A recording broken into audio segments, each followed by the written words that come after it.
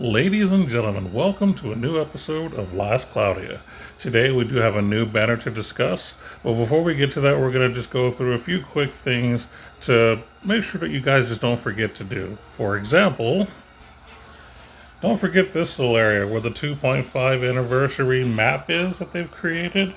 This is basically an area you can go to do a wide variety of different, training gates.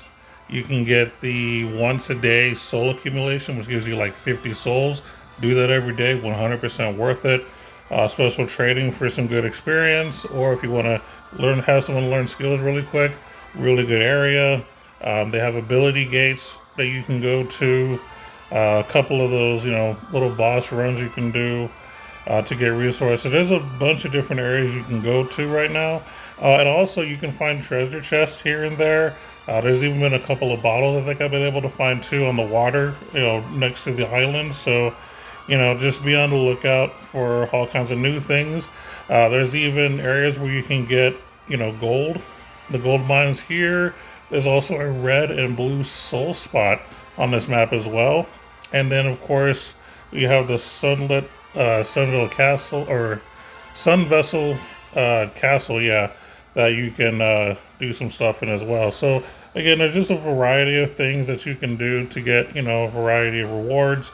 And then, of course, there's also a shop as well. There's also some important items. You can get some games like the Boring Push.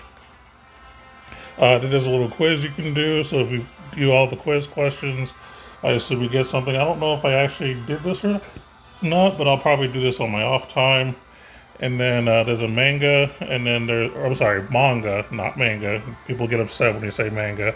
And then, of course, there's the Festival Map 1, which basically points you in the direction of where the item is, which basically is right over in this little area where the forest, basically right below the blue spot. There's like a green and orangish looking area. It's in here somewhere. So just be on the lookout for that. And then, of course, the trading space has a variety of different equipment that you can purchase. You can also get unit prisms for Maja if you're going for them. Radiances, which is very important to get. You can also get Mother Souls, Ethereums, Magic Tombs, skill books, or mega clusters in general. So some really, really good items that you can pick up if you just take the time to, go for it. So definitely don't forget about that. Also, don't forget about this area too. We have some new story. I'm not done with it quite yet. I just haven't had time to really play enough to get super far. But definitely a good way to get some free crystals and just get some more story information. Some of my favorite updates are typically when there's a new story. I always look forward to new story content. So be sure to check this out as well. And of course, who could forget this, the special anniversary match? So there's two of them you can do. You can do the regular one, which you can just do. It basically is the easy version of the ranked mode, is my assumption. Kind of get you prepared for it. You just use one team to do all the waves. You get a little prize for that. And then they have the special match ranking, which I haven't actually done yet, but I will definitely be participating. I love these ranked events. As a matter of fact, we can probably see who's doing well. So it looks like we really have only 6 people. All right, so there's one of 3 reasons this could be happening. Either one, you're like me and just haven't had time to mess with it yet, which I'll probably be messing with it over the weekend to try to get a top time. 2, there could be just some kind of a bug where some people just aren't able to participate, or something could be happening. Or 3, it actually could be potentially difficult. I'm pretty sure it's the first thing I said. I'm thinking that most people just haven't had time to do it yet. But I'm definitely planning on hitting this event up and seeing if I can get a top rank. And if I do well, like I did last time, I definitely will make a video. If you haven't seen my time trial video for the Nier collab, I highly recommend checking it out. I think I ended up ranking in the 14, so I am in the Hall of Fame for it, and I'm definitely happy and proud of that. I knew it wasn't going to be like number 1 or nothing, but the fact that I got 14 was still pretty good, especially since I am am lacking in a lot of essential things. So check out that video. It was a fun thing to do, and like I said, I'll plan on doing another video or about this. But yeah, that other video for the near one is definitely my favorite that I've ever made. You don't get to hear me talk, you just see gameplay, and it was just fun to make, and it was just beautiful. I loved it. But anyway, let's go ahead and talk about what we're here for. And you're here to talk about Maja. Now, when I first heard this was going to be a character, I was kind of hyped just because I'm kind of familiar with this character or the idea of this character, mainly because there's an arc literally named after him. I'll probably show you that in a bit just because there's something important that I want to make a comparison on. But let's take a look at his stats. So he's a mage. He's considered a god type, so keep that in mind. So 1592 in the intelligence with 1277 mind's pretty good. Even over he has more than 1,000 strength, which is also pretty good. So you know he's doing good across the board, but you can tell he's built to be a mage. So looking at resistances, it's kind of up and down here and there. There's nothing really special to highlight here. I mean, he has plus 10 to dark resist. Is probably the best thing there, but he's kind of up and down as far as the others by 5. As far as resistances, he's resistance to silence and blind, nil to illness but weak to poison, so no biggie. I would definitely recommend equipping him with something that'll make his silence nil. I think that's going to be your best thing to do. So get another silence resist item and go from there, or learn the skill. Speaking of abilities here, you're probably not going to be using a lot of these, but what I would recommend doing at the very least is this first skill, mainly because you have the chance to reduce enemies' light resistance, which is important since he's mostly a light mage. And as far as traits are concerned, the whole of creation. All attribute magic attack damage plus 40%, damage cap 5,000. Robe equipped, magic attack damage cap 5,000. Chance for specials to deal critical damage. So you're looking at least 10,000 damage cap if you're, using them the way that it was intended, which is pretty cool. Now, keep in mind that the first part is for all attribute magic. So if you even cast, Big Bang or something, you'll still get the 5,000, caps. So that's pretty cool. You don't have to do the whole light thing if you don't want to, although I highly recommend it. Divine Works. So this is the second trait. Battle start, buff unit to nullify damage taken equal to 100% of unit's max HP. When the buff ends, unit faints, but magic attacks and special damage plus 50%, damage cap 10,000. So I feel like this is the enhanced version of what Senku has. For those who don't remember or just wasn't around back then, Senku also has an ability where the more his HP is, the more he can shrug damage to some degree. Although there are no finite numbers, so I have no idea how effective that is. But I feel like this ability right here is kind of what Senku should have had, which would have made more sense. So the more you increase this particular person's HP, the more of a shield buff you're going to get, where you basically take no damage, which is pretty cool. Now, it does say battle start, so this is probably going to be a 40-second thing. So if your enemy doesn't, knock him down within, do enough damage within 40 seconds, it'll probably wear off, is my assumption. And then, of course, he'll faint and all that stuff. Now, if you happen to have Stone Statue of the Bird, which came from the Dr. Stone collab, I'm hoping that works to make it to where maybe he doesn't faint. Testing will need to be done to see if that's the case. But only people who played in the Dr. Stone collab will be able to even have access to that particular item. But if it doesn't work, then you just deal with it either way. But yeah, really, really good defensive buff for himself, and make sure that he just doesn't get blown away. Could be really effective against bosses that do like a massive attack at the very opening. Even potentially in PvP, when some of Roy is doing an S3 on you, he might survive depending on how you built him and how you build your team in general. It is potential there. I'm not saying that you should use them in PvP, I don't know. But again, they're just ideas, something to brainstorm. So let's check out his skills. He has Bishop's Charisma. So all attribute physical damage taken by allies minus 15%. Only while units alive and doesn't stack with other Animus? Okay, so this is clearly a typo. This is a charisma, not an anima. If this was an anima, this would be doing some kind of a debuff to the enemy as opposed to a buff to your party. So that's just a typo. Ignore that last word there. But yeah, but basically, this is also something that's really good for the same reason I mentioned this second trait. This could be something for any kind of, start of the match. Someone does like a big, attack. If he can get his charisma off fast enough, your whole team can start shrugging some damage. Now, will it work in PvP? Hard to say because I think, a Roy S3 could probably knock your team out before this charisma pops off, but I'm not too sure on how that timing will work, especially if you're doing any kind of insta-cast, which actually you won't be able to because there's something that hinders him. I forgot about that. We'll get to that later. So moving along, he has God Heal, High Resurrection, which I believe only Theria has. Spirit Maiden Theria to be specific.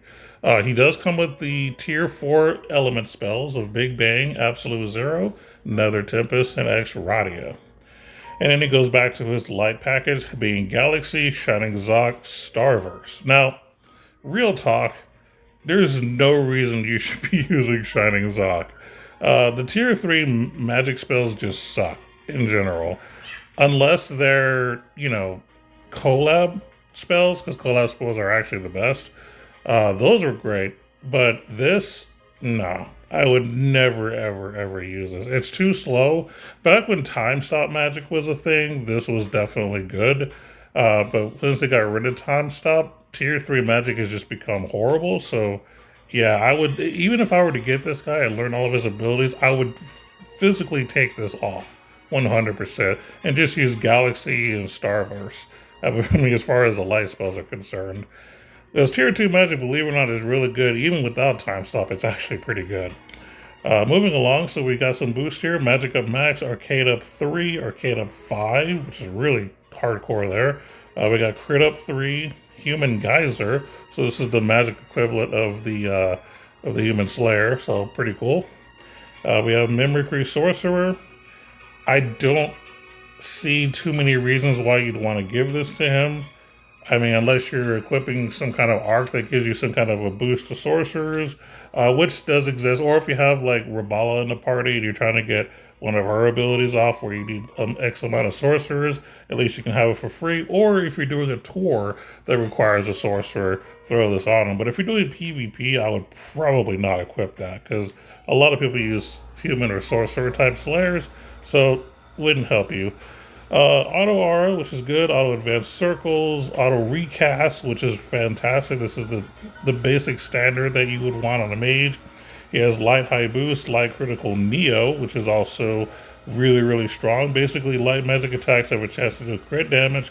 But here's the important part. Light magic attack damage cap 2,000. So more damage cap for your spells. We got attack. Light attack raise 2 and 3. Now 3 also gives you a 2,000 damage cap to your, light attack, so really good. We got Archangel's Blessing, we got a movable object, high level magic chat, ultimate casting. So let's check this out. This is going to be new. Non-stacking magic attack damage plus 2,000. Damage cap 40,000.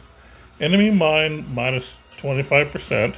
Deal damage. So basically it kind of does a piercing thing. Non-stacking magic uses MP plus 150%. And casting speed boost are halved, casting speed cap of 40%. So I'm assuming that when it says boosting speed cap means that you can only get them to cast speeds at a certain speed. Like you can't insta cast with them.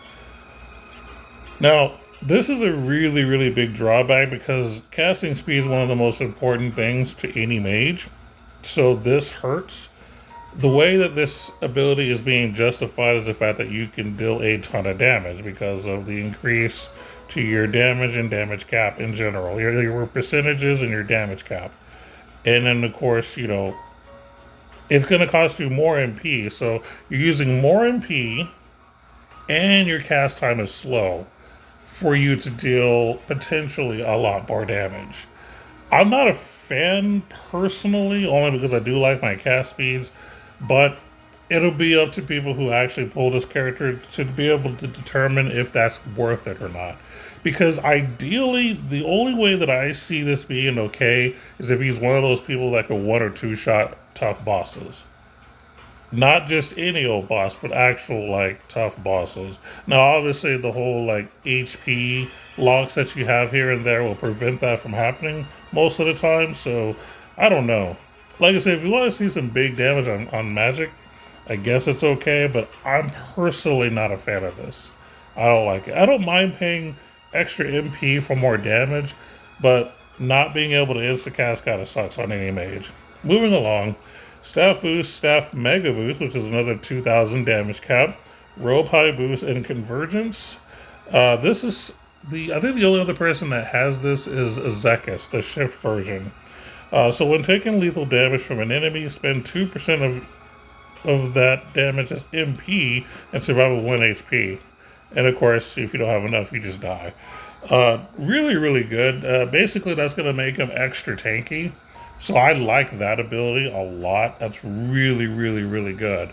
So I can dig that 100%. So overall, how do I feel about this character? Is he good? You know, obviously I'm someone that actually likes using mages. Personally, I feel weird about this character. Now, if you're looking for a mage that can deal like the most damage, this is your guy. He potentially deals more damage than any mage, period. Potentially. More because of his damage caps and all that stuff. However, in order to reach the damage caps that you want, you're going to be needing light spells because some of these skills that we looked at are based on light attacks, like light attack race 3. What is it? The light critical Neo. Now keep in mind that he also comes with other elemental spells, and I feel weird about that because the arc that this guy is based off of is focused on light magic. As a matter of fact, the ether reward, which I'll be showing you later on, boosts light damage. Like it was one of the best like weapons in the game for mages. If you're running a light mage, to be more specific, it was pretty much the best one for light mages. I use them for Saint Letheria all the time. It's pretty good. But the fact that he has Big Bang, Absolute Zero, Nether Tempest, and Exradia, I feel like it's unnecessary. Sure, it's convenient to have him as a rainbow mage for the tower when you're, dealing with a certain group of elements that, are highly resistant to physical. That's probably the only time where having all of these is going to be nice. Outside of that, I don't think having these extra spells is necessary. Now, granted, yes, they're all tier 4, so they're all strong, but this is supposed to be like the light mage, and he's kind of like a rainbow mage that focuses on light. I feel weird about that. I'm not saying it's bad, I don't know. I think that they probably could have just given him other like passives or something as opposed to having these other spells. Now, is he going to be better than, say, Eliza for Big Bang? Probably not, because Eliza gets boosts for fire, and she's going to be able to do it faster because she can insta-cast easy. As a matter of fact, she's probably the fastest caster in the game. So because of her cast speed, and because Big Bang actually, hits pretty quickly, she's going to be the best person to use Big Bang on. So don't think that just because he has it, he's going to be better than Eliza. I 100% disagree with that. But, if you think otherwise, please let me know. Maybe I could be wrong, but I'm pretty sure that Eliza is going to be your best character for Big Bang. But for light magic, yes, Maja is going to be the best light mage in the game as we speak, 100%.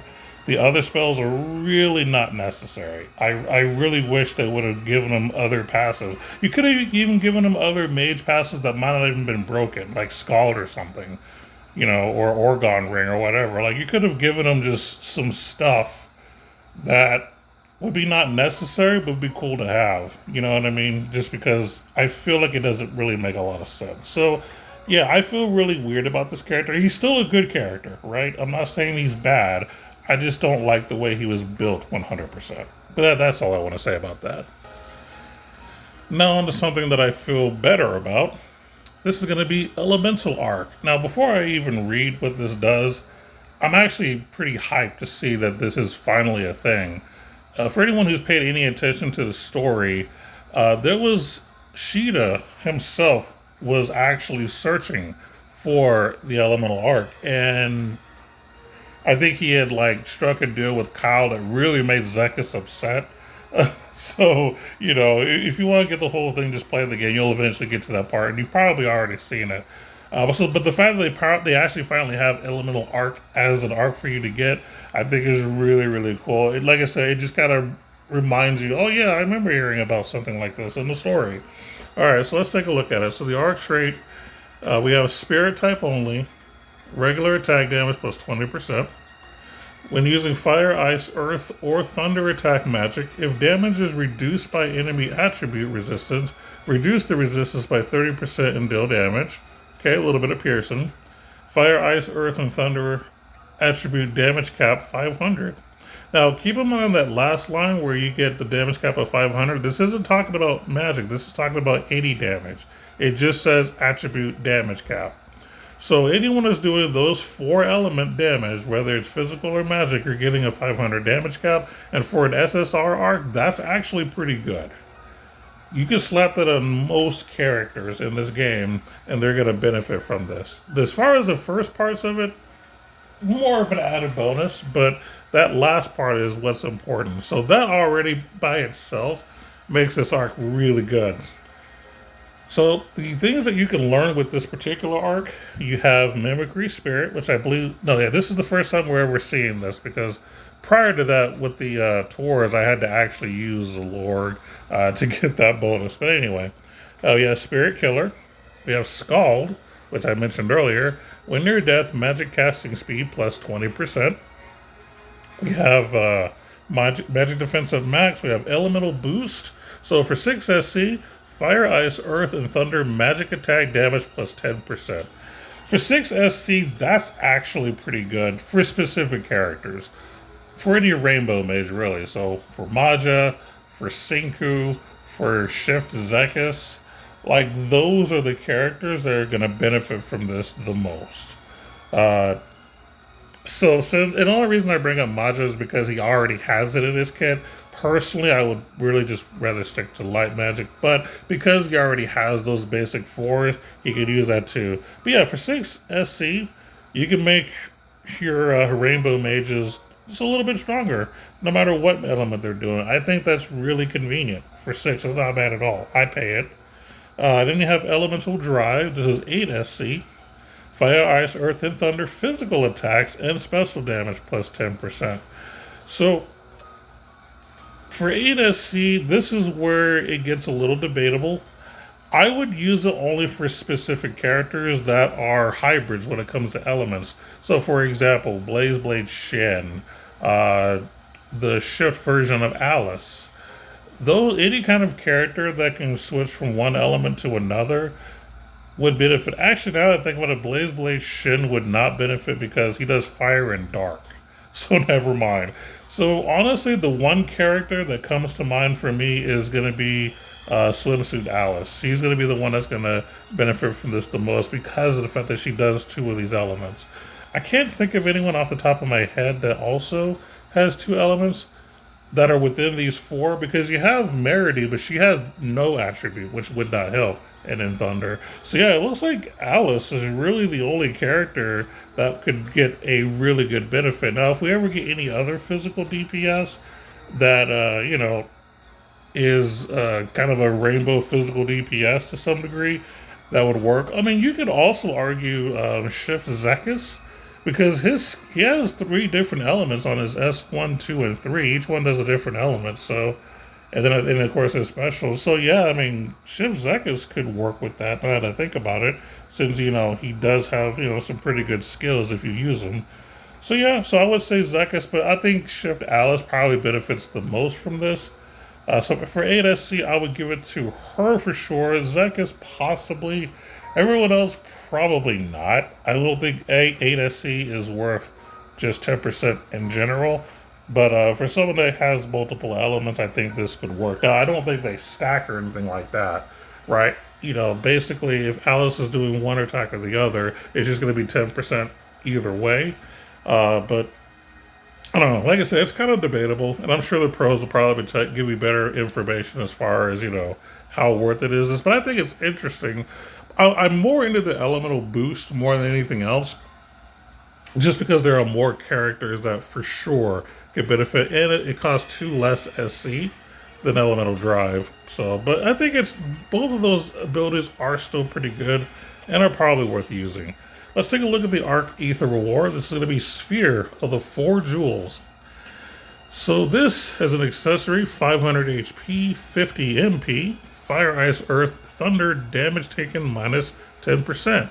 On top of that, you also get a plus 10 to Fire, Ice, Earth, and Thunder attribute. So basically, you're getting, it looks like if I'm adding this together, 20% resistant for attributes, because you get 10% because of the trait description and then another 10% from just the base stats in general. So that's, if I'm looking at this right, and if I'm wrong, feel free to correct me. I don't mind. I can take criticism, and yeah, that looks like 20% to all elements. And that's actually really, really strong. Like defensively, this might be one of the best accessories. I mean, it has a good HP stat first and foremost. 500 is pretty good. If you're giving it to a mage, 50 MP is decent as well. And like I said, all that resistance is really good. This could be something that could be actually used in PvP, because that'll help you shrug some damage from a lot of characters. And just having it maybe on, bosses that deal, big damage, this could potentially help mitigate a lot of bosses. This is actually pretty good. If you're looking to, survive and you don't have, certain other, armors or whatever the case may be, this is actually pretty good. I actually like this a lot. Overall, I think this is a fantastic SSR arc. I really do. You're first off the trait. Being able to just have flat 500 damage cap just for having this equipped is really good. And it works for well, let me rephrase it. Yeah, it works for everyone that does the basic 4 elements, the fire, ice, earth, and thunder. So it's not going to work for people like Baron or whatever, since he's like no attribute, or any lighter or dark character. But any of your basic 4, which there are plenty of characters that do the basic 4, they're going to love having this for the damage cap. Really, really good. Also, elemental boost is really good to have. Elemental drive is potentially really, really good. And the accessory itself is really, really good. So yeah, I think this is one of the best SSRs we've seen in a while. Not saying it's the best, but it's definitely really, really good for multiple reasons. I absolutely approve of this arc. And of course, we have to talk about those credentials and what you can get with them. So, you have the Divine Staff Self-El. This is a light attribute staff. Gives you 30 strength, 200 intelligence, 35 mind, physical, and magic attack damage plus 10%. Chance for all attack, magic, and healing magic to deal criticals. So, this is okay. Like, the stats I'll say are decent. The strength doesn't matter too much. It's just a minor, buff. The mind's okay for healing. But the thing here, I think it's just basically getting the 10%, extra physical or magic attack damage. As far as the whole critical thing, since it's just a chance, you can't really bank on it. It's nothing really to brag about. You're really in this for the 10% extra damage guaranteed. But it's a decent weapon, but we'll see what else he has. We have the Radiant Robe Hasalte. Or Hasalt, probably. Anyway, this is a robe. 110 intelligence, 64 defense, 120 mind. So we got better stats, in all honesty, especially for a mage. We have light attack damage cap 1000, physical damage taken minus 15%, MP plus 15%. And you also get a resistance to ice and earth by 5, and then of course you get element resistance to silence, which is what he needs to go to nil. This is actually a really good robe. Like, the stats are good because of, you're getting intelligence from a robe, actually really good. You're getting decent mind, and you get a little bit of defense as an added bonus. You're getting the resistance silence that he needs. But the other thing that makes this good is you're getting the damage cap, which typically is not super important, but that's more of an added bonus when it comes to mages, so you might as well take it. And then the physical damage taken minus 15% is super good for, arena or, just hard bosses in general. The MP plus 15% is massive. That's actually really, really good for a robe. So, you know, I dig it. Stack it with your other MPs and whatnot. That's actually really, really good for a mage. So I can tell you with confidence, if you're a budget player and you're just only going to be picking up one of these items for this character, this is 100% the item. I mean, the 15% MP, the damage cap of 1,000, shrugging physical damage to some degree, giving you the silence resistance you need and the stats. This is everything that you need for this guy, 100%. Whereas the weapon, it's nothing really to brag about, I'll be honest with you. Like, the stats are okay, but the Robe's got much better stats. I mean, the only thing that's really good here, stat-wise, is you have a little more intelligence, but compared to what you get in the other one, this isn't really that great. And you're getting physical and magic attack damage plus 10%, which is okay, but let me show you something that would be better. There's another reason why I think that you would choose the robe over the staff. Let me show you guys a little something. And I'm actually going to just look for it here while I'm talking. There is a particular item. It is a weapon. And it is going to be a staff. If I can, yeah, there it is, staff. Light. You can just use this thing right here, right? Maja's wand. Now this came from the arc that he comes from. Great Temple Maja, I think is what it's called. So this is literally meant for him. So take a look at this. You get 65 strength, which is, actually better than the paid weapon. You get 192 intelligence, which is only 8 short of what you get from the paid weapon. You get plus 40 MP, so you're getting the MP you need, and 167 mind, which is definitely higher than what you can get from his paid weapon. And look at the trait, light magic attack plus 30% damage. 30%! There is a reason that this was one of the best, or the best staff for light mages back in the day. 30% extra damage, so if you're not capping with Maja, with what you have, this will get you there. That extra 30% will definitely help you get you there. So, personal opinion, this is 100% better than the paid item. And that is sad, and I'll explain why it's sad. This is an old item. This came from an arc that's been around for a while.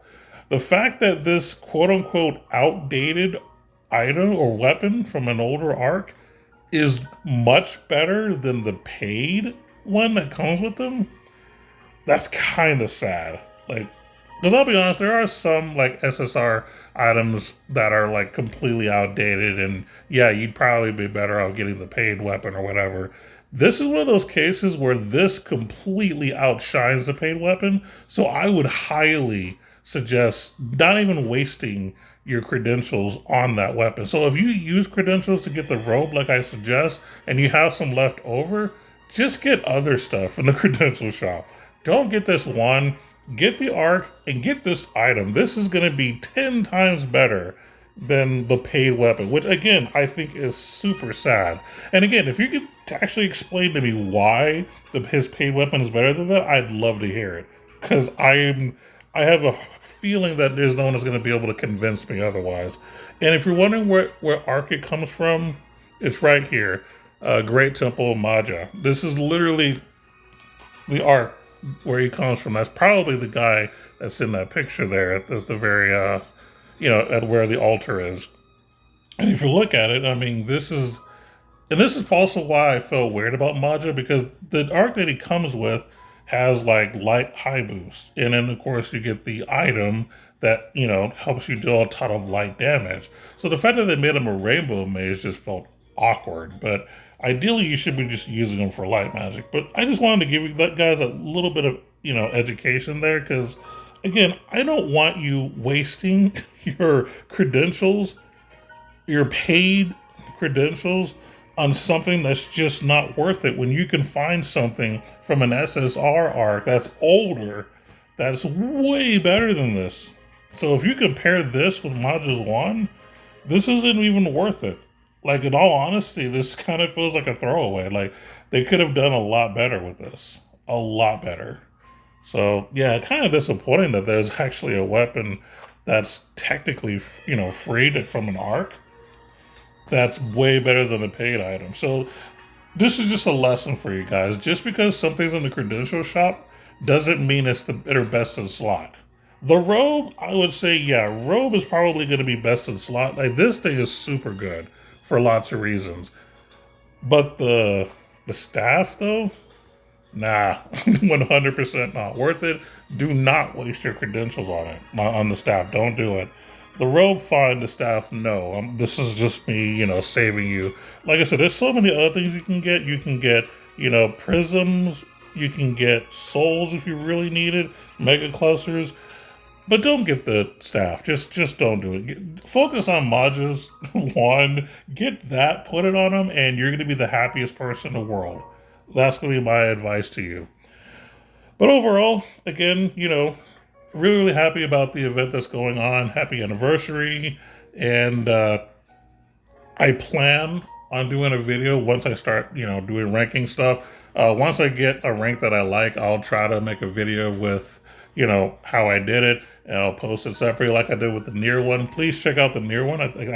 Honestly, it's one of my favorite videos I've ever done. And I'm really proud of it. So check it out too.